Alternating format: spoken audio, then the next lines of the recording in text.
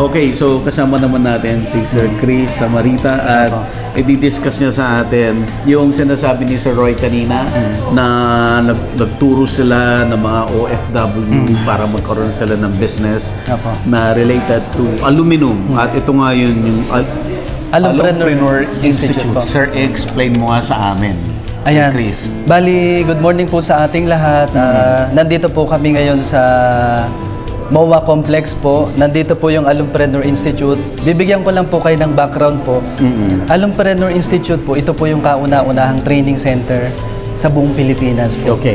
Wherein yung mga startup companies po, kahit from zero talaga sila, ginaguide namin sila para makapag-start ng business. So anybody na gustong pasukin to, kahit walang background? Opo. Kahit high school graduate, kahit driver, from zero talaga po, mga engineer, contractor, OFW, seaman. Actually, may share ko lang po sa inyo, nung pong pandemic, di ba marami pong nagsasarang negosyo? Okay. Actually, sa awat tulong ng ating Panginoon Diyos, nung pandemic, mas marami nakapagtayo ng glass and aluminum business. Bakit po? Kasi ito yung mga pinauwi na, binayaran na sila. Di ba? Nakuha na nila yung pinaka-benefits nila. Tapos yung mismong nakuha nilang pera, nag-iisip sila ngayon ng business na gusto nila. Kung anong gagawin. Kasi wala na, hindi na sila makakabalik. Hindi na sila makakasakay ng barko kasi di ba nagbawas na mga tao. May mga aircraft mechanic din tayo na mga na-training po, mga OFW, mga seaman po, na napauwi na at wala na talagang trabaho. Kaya awat tulong po ng ating Panginoon Diyos, yung Alumpreneur Institute po, binuksan yung pintuan para na sa ganun makatulong tayo sa mga OFW na nawala ng trabaho, na pauwi, sa mga seaman po na napagod na ring magbarko. Ayan. At gusto nila, sobra po. Kasi may mga pagkakataon, pagka nasa barko sila, may pera sila.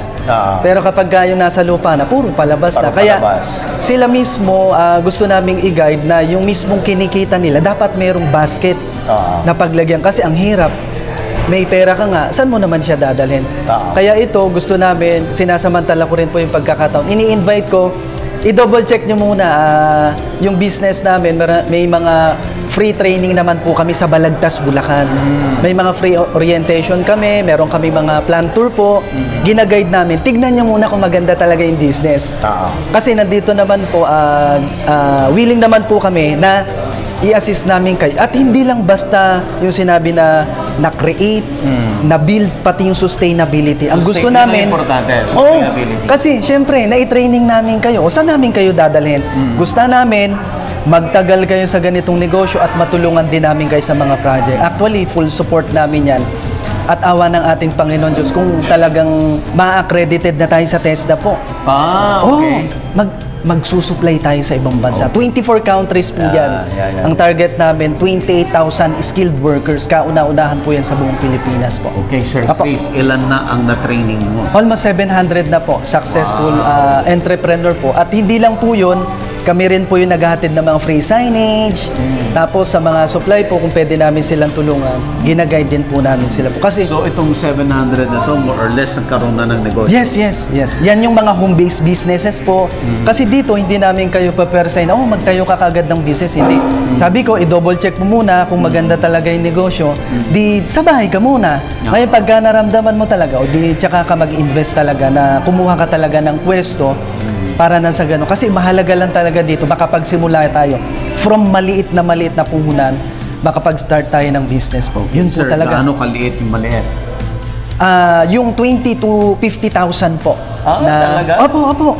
Kasi dito, mga drills, kahit wag na muna bumili ng mga punchers po. Actually kasi, pagka bumili po kayo dun sa warehouse namin, dito sa Balagtas, Bulacan po, pagka dun nyo po binili yung mga aluminum profile, pwede ka nang makapag-cut doon at pwede ka nang makapag-punch doon. Kaya ang gagawin mo lang, more on assembly ka na lang, sealant ka na lang, then installation mo. Doon mo na lang ipapakat yung kailangan Opo. So pwedeng order, tapos kukunin mo yung order mo, ipapakat mo na. Tapos kayo na lang mag-install po. Install na lang. I-install na lang po. Kaya yun po. Tsaka ang gusto talaga namin, makatulong tayo sa maraming Pilipino na talagang nawalan po ng trabaho po. Okay, Sir Chris. Thank you so much. Sige, salamat sir. God bless po. Apo.